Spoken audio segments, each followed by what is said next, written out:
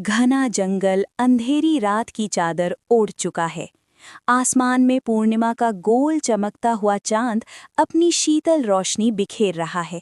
नीली चांदनी हर पेड़, हर पत्ती और हर रास्ते को रहस्यमय चमक से भर देती है। जैसे ही चांद अपनी पूरी आभा में आकाश के मध्य आकर ठहरता है, जंगल में गहरी निस्तब्धता छा जाती है। पक्षी अपने घोंसलों में सिमट जाते हैं, हिरण झाड़ियों के पीछे छिप जाते हैं और हवा भी धीमे कदमों से बहने लगती है, मानो सबको पता हो ये रात किसी और की है। एक ऊंचे वृक्ष की मोटी डाल पर वो बैठा है, काला पैंथर।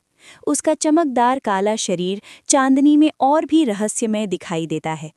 उसकी सुनहरी आंखें अंधेरे को चीरती हुई दूर तक देख रही हैं। वो केवल एक जानवर नहीं, वो इस जंगल की रात्रि का स्वामी है। वो धीरे धीरे उठता है, डाल हल्की सी हिलती है। नीचे धरती पर छाया और प्रकाश का अद्भुत खेल चलता है। एक ही छलांग में वो जमीन पर उतर आता है। उसके कदमों की आहट तक सुनाई नहीं देती। वो घास के बीच से आगे बढ़ता है।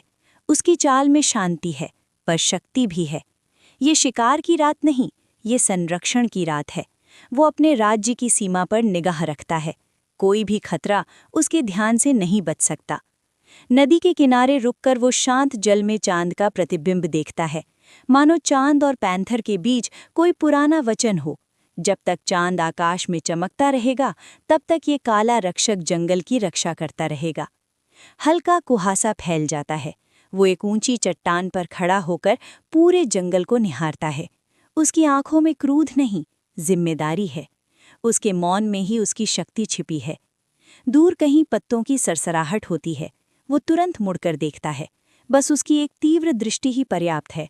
जंगल फिर से शांत हो जाता है। रात धीरे धीरे आगे बढ़ती है।